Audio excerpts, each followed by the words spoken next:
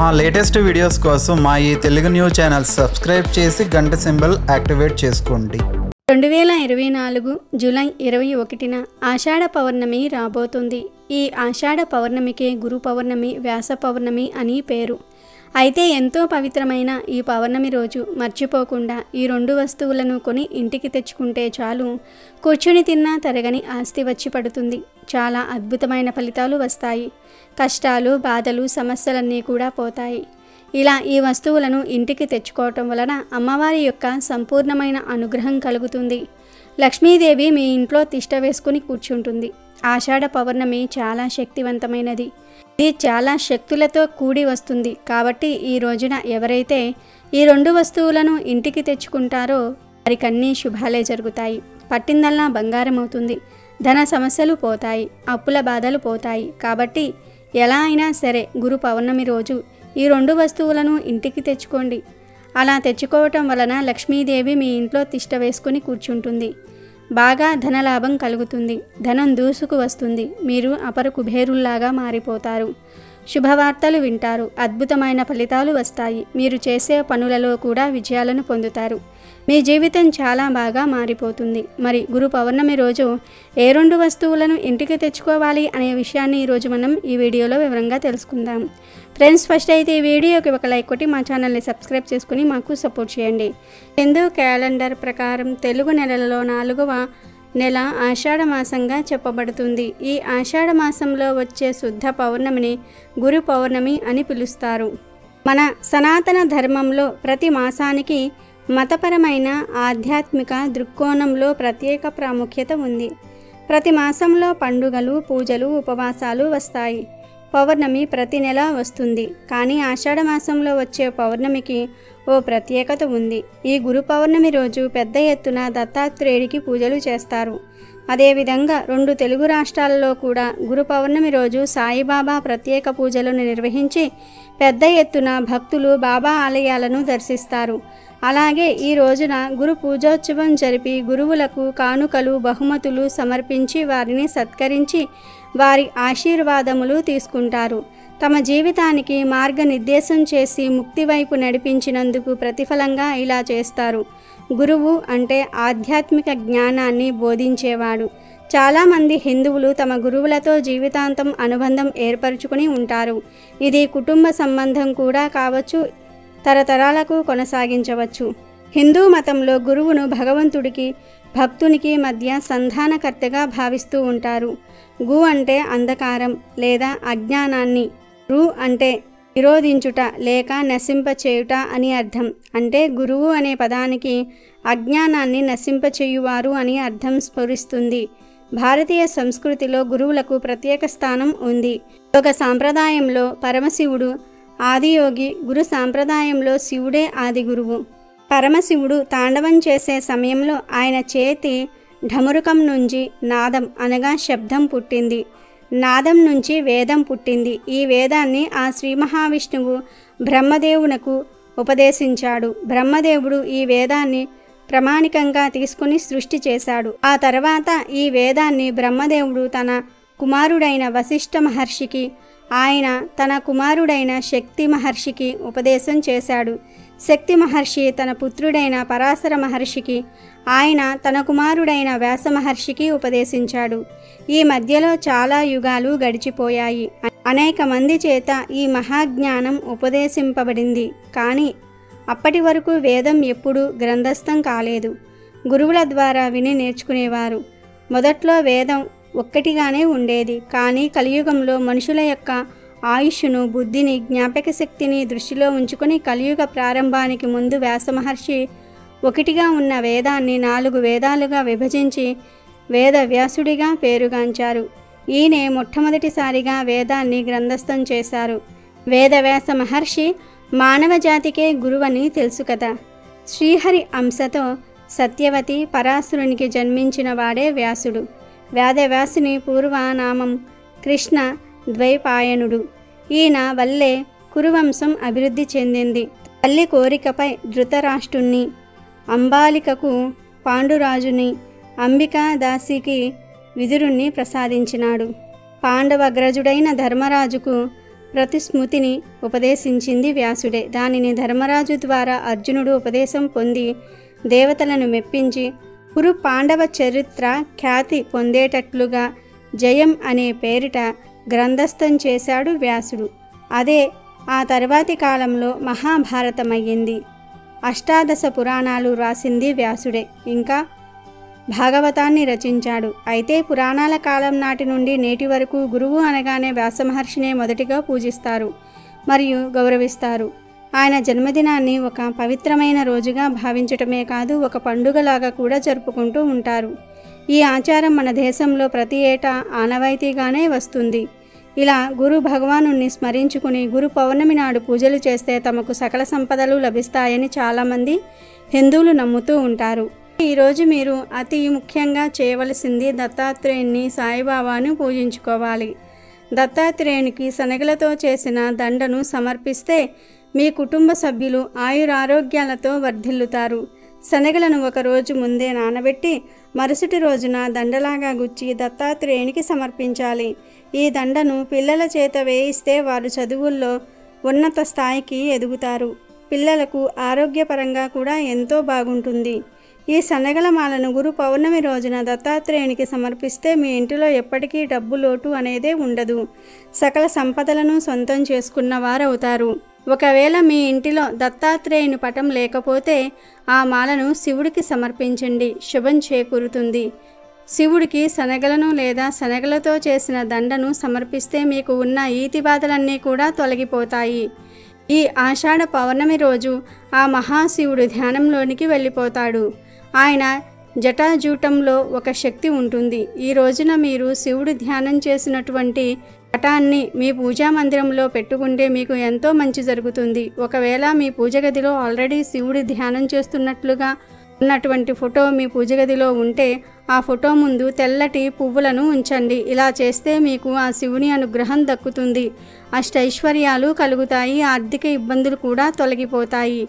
మీ పూజ గదిలో శివుడి ధ్యానం చేస్తున్నటువంటి పటం లేకపోతే ఈరోజు మీరు తెచ్చిపెట్టుకోండి. గురు పౌర్ణమి రోజున శివుడు ధ్యానం చేసే పటం పెట్టుకుంటే మీకు కష్టాలు రావు. ఈ పౌర్ణమి రోజున పెళ్లిగాని ఆడవారు కోకిల వ్రతం ఆచరిస్తే ఎంతో మంచి జరుగుతుంది. వివాహం కాక బాధపడేవారు, మంచి సంబంధం కోసం ఎదురు చూసేవారు ఈ కోకిల వ్రతాన్ని ఆచరించండి. ఆషాఢ శుద్ధ పౌర్ణమి రోజు పెళ్లిగాని ఆడవారు తెలగపిండితో లేదా బియ్యపిండితో కోకిల వ్రతం చేసి లక్ష్మీదేవి పటం ముందు లేదా శివపార్వతుల పటం ముందు పెట్టండి. ఇలా కోకిల ప్రతిమను పెట్టి పట్టిక బెల్లాన్ని నైవేద్యంగా సమర్పించండి. ఇలా ఆషాఢ శుద్ధ పౌర్ణమి నాడు చేస్తే అమ్మవారి అనుగ్రహం కూడా కలిగి మీకు మంచి సంబంధం వస్తుంది. పౌర్ణమి రోజు పూర్ణ చంద్ర బలంతో చంద్రుడు ఉంటాడు. చంద్రుడు మనఃకారకుడు. పూర్ణ చంద్ర బలంతో చంద్రుడు ఉన్నప్పుడు మనసు రకరకాలుగా మారుతుంది. ఇదే సమయంలో సముద్రం ఆటుపోటుకు గురి అవుతూ ఉంటుంది. అలాగే పౌర్ణమి రోజున చంద్రుడి యొక్క ప్రభావం మన శరీరంపై కూడా తీవ్ర ప్రభావం చూపుతుంది. ఇది సైన్స్ ప్రకారం కూడా నిరూపించబడింది. పౌర్ణమి రోజు సముద్రం ఎంత అలజడిగా ఉంటుందో మన మనసు కూడా కొంత అలజడికి గురి అవుతూ ఉంటుంది అని శాస్త్ర పండితులు కూడా చెప్తూ ఉన్నారు. అంతేకాదు మన మనసు రకరకాలుగా మార్పులు చెంది వివిధ రకాల ఆలోచనలు చేస్తుంది. మన విజయాలకు కారణం మన ఆలోచనలే. మరి పౌర్ణమి రోజున అంటే ఈ ఆషాఢ పౌర్ణమి రోజున మన మనసు పరిపరి విధాలుగా మారకుండా నిలకడగా ఉండటం కోసం ఈ ఒక్క ఆకును తింటే చాలు మీ మనసు నిలకడ చెంది మీకు మీ జీవితాన్ని మార్చుకోవడానికి గొప్ప గొప్ప ఆలోచనలు వస్తాయి. అంతేకాదు ఒక గంటలోనే మీరు మంచి శుభవార్తలను వింటారు లేదా డబ్బును పొందుతారు. అయితే ఆ ఆకును మీరు ఈ గురు పౌర్ణమి రోజున వచ్చే రాహుకాలంలో తినాలి. ఈ సమయంలో మీరు ఈ ఆకును తింటే చంద్రుడి చెడు ప్రభావం మీపై పడకుండా ఉంటుంది. అంతేకాదు ఈ ఆకును తినటం వల్ల మీ జ్ఞాపక శక్తి కూడా వృద్ధి చెందుతుంది. ఆరోగ్యపరమైన సమస్యలు కూడా తొలగిపోతాయి. గురు పౌర్ణమి రోజున రాహుకాలంలో లేదా రాహుకాలం ప్రారంభం కాకముందే ఒక తమలపాకును తీసుకుని దానిపై చిన్న బెల్లం ముక్కను పెట్టి ఆ ఆకును బెల్లాన్ని శివుని పటం ముందు ఉంచండి. గురు పౌర్ణమి రోజున ఉదయాన్నే దీపారాధన చేసుకుంటారు కాబట్టి ఈ ఆకును బెల్లాన్ని శివుని పటం ముందు పెట్టి పూజ చేసి రాహుకాలం ప్రారంభమైన తర్వాత ఈ ఆకును దానితో పాటు బెల్లాన్ని కూడా తినండి. తమలపాకు బెల్లం కలిపి తినటం వల్ల మీ శరీరం ఉత్తేజం చెందుతుంది. అంతేకాదు తమలపాకు తినటం వల్ల మీ ఆరోగ్య సమస్యలు కూడా చాలా వరకు పటాపంచలైపోతాయి. జ్ఞాపక శక్తి కూడా వృద్ధి చెందుతుంది. తమలపాకులో ఎన్నో ఔషధ గుణాలు ఉన్నాయి. ఈ ఆకును తినటం వల్ల మంచి ఆరోగ్యంతో పాటు మానసిక తృప్తి కూడా చెందుతారు. ఈ ఆకు మనసు అదుపు తప్పకుండా చేస్తుంది. తమలపాకు బెల్లాన్ని పిల్లలకు తినిపించటం మరీ మంచిది. అలాగే గురు పౌర్ణమి రోజు సాయంత్రం అస్సలు మర్చిపోకుండా పౌర్ణమి ఘడియల్లో ఇలా చేయండి. అప్పుడు మీకు చంద్రుడు అనుగ్రహం కలిగి మీరు మీ కుటుంబ సభ్యులు ఆనందంగా శ్రేయస్సుతో ఉంటారు. గురు పౌర్ణమి సాయంత్రం పౌర్ణమి ఘడియల్లో ఒక గ్లాస్ పాలు తీసుకొని అందులో చిన్న ముక్క బెల్లం వేసి 5 లేదా 6 యాలకులను వేయండి. ఆ గ్లాసును చంద్రకిరణాలు పడే ప్లేస్లో అంటే ఇంటి డాబాపై పెట్టండి. కొంతసేపు అయిన తర్వాత ఆ పాలను త్రాగండి. ఇలా గురు పౌర్ణమి రోజున చేయటం వల్ల మీకు ఉన్న ఆర్థిక సమస్యలు తొలగిపోతాయి.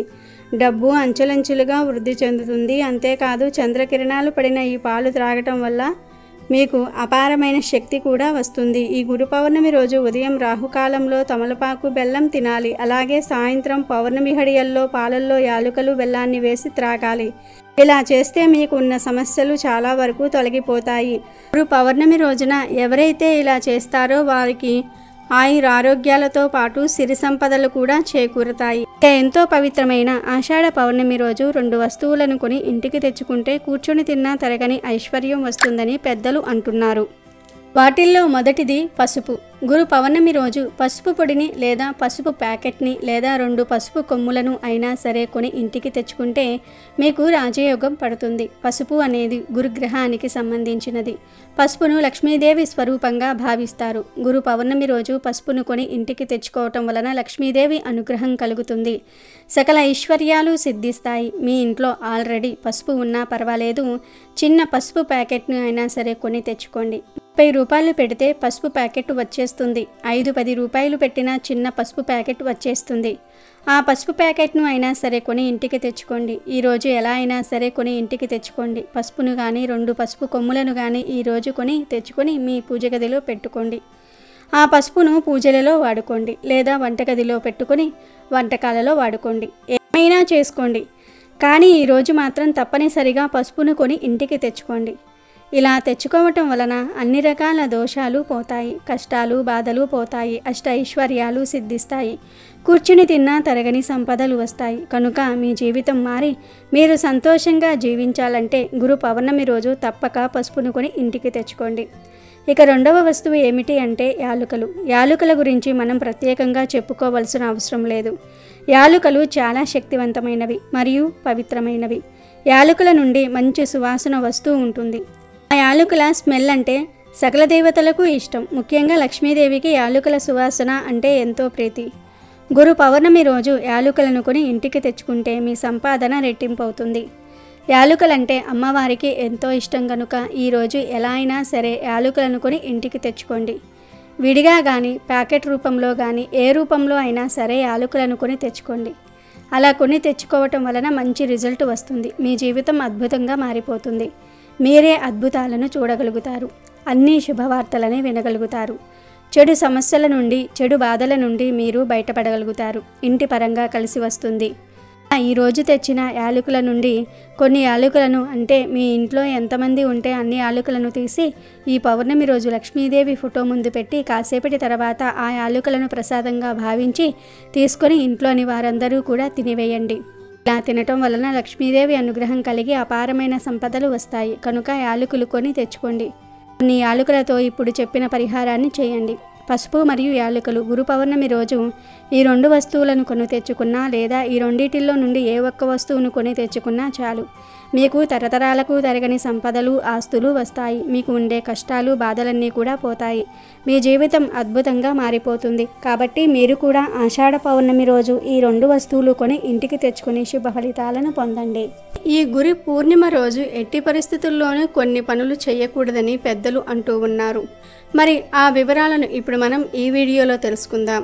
ఈ పౌర్ణమి రోజు ఎవరైనా సరే ప్రాతకాలమే నిద్రలేచి ఇంటి గుమ్మం ముందు శుభ్రంగా ఊడ్చుకుని వీలుంటే ఆవు పేడతో కల్లాపు చల్లి లేదా నీటిని చల్లుకొని చక్కటి ముగ్గులు వెయ్యాలి. లక్ష్మీ ముగ్గు లేదా కుబేర ముగ్గును పూజా మంత్రంలో వేసి అలంకరించుకోవాలి. ఇక గుమ్మానికి అంటే గడపకు పసుపు రాసి కుంకుమ బొట్లు పెట్టి చక్కగా అలంకరించుకోవాలి. ఇది లక్ష్మీప్రదం. గుమ్మానికి ఇరుపక్కల సుగంధభరితమైన పుష్పాలను మామిడి తోరణాలను కట్టి ఉంచాలి. ఈరోజు ఉదయం మరియు సాయంత్రం గుగ్గిలంతో ధూపం వేయండి. ఈరోజు ఇంటి ఇల్లాలు కానీ ఆడబడుచులు కానీ ఇంటిలో అస్సలు దుఃఖించరాదు. ఈ రోజే కాదు ఏ రోజు కూడా దుఃఖించకూడదు. ఆడవారు ఇంట్లో ఉండే పెద్దవారిని కూడా కంటతడి పెట్టకుండా చూసుకోవాలి. ముసలి తల్లిదండ్రులను అంటే ఇంట్లో పెద్దవారు ఉంటారు కదా, వారిపై చాలామంది విసుక్కుంటూ ఉంటారు, వారిని తిట్టుకుంటూ ఉంటారు, వారితో పనులు చేయిస్తూ ఉంటారు, వారు చేసిన పనిని అవమానిస్తూ వారి మనసును గాయపరుస్తూ ఉంటారు. కానీ ఇటువంటి పనులను గురు పౌర్ణమి రోజు అస్సలు చేయకూడదు. చేశారంటే లక్ష్మీదేవికి ఆగ్రహం వస్తుంది. ఇంట్లో ఉన్న పెద్దవారు తల్లిదండ్రులు దైవంతో సమానం. అందుచేత వారిని ఎప్పుడూ కూడా గౌరవించి తీరాలి. అలాగే ఈ పౌర్ణమి రోజు తప్పకుండా తులసి మొక్కను నీరు పోసి పూజ చేయాలి. లక్ష్మీదేవికి ఎర్రటి రంగన్నా పట్టు చీరలన్నా చాలా ఇష్టం. అందుచేత మీరు ఈ పౌర్ణమి రోజు లక్ష్మీ పూజ చేస్తే ఎరుపు మరియు తెలుపు రంగులో ఉండే వస్త్రాలు ధరించండి. లక్ష్మీ అష్టోత్తరం పారాయణం చేయండి.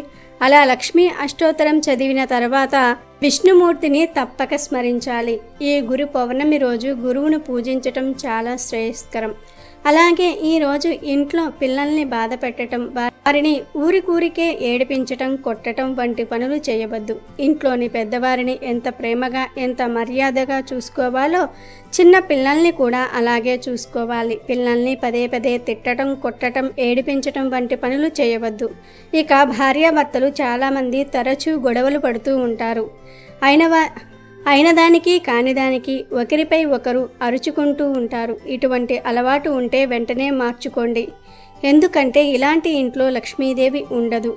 భార్యను భర్త గౌరవించాలి, భర్తను భార్య గౌరవించాలి. చక్కటి ప్రేమానురాగాలతో వారు జీవనాన్ని సాగించాలి. అంతే తప్ప ఎప్పుడూ గొడవ పడుతూ ఒకరిపై ఒకరు చెప్పుకుంటూ ఉంటే లక్ష్మీదేవికి నచ్చదు. ముఖ్యంగా ఈ పౌర్ణమి రోజు భార్యాభర్తలు గొడవ పడితే లక్ష్మీదేవి ఇంటి నుండి వెళ్ళిపోతుంది. ఈరోజు గోవులు కనిపిస్తే పూజించండి, నమస్కరించండి. అంతేగాని హింసించే పనులు మాత్రం చేయవద్దు. జీవిని కూడా మనం హింసించకూడదు. ఇలా పౌర్ణమి రోజు ఈ నియమాలు పాటిస్తే ఎటువంటి కష్టాలు దరిచేరవు. అమెజాన్లో బెస్ట్ డిస్కౌంట్స్ కోసం వీడియో డిస్క్రిప్షన్లో లింకు ఉంది, చూడండి. అలాగే మా టెలిగ్రామ్ ఛానల్ సబ్స్క్రైబ్ చేసుకోండి.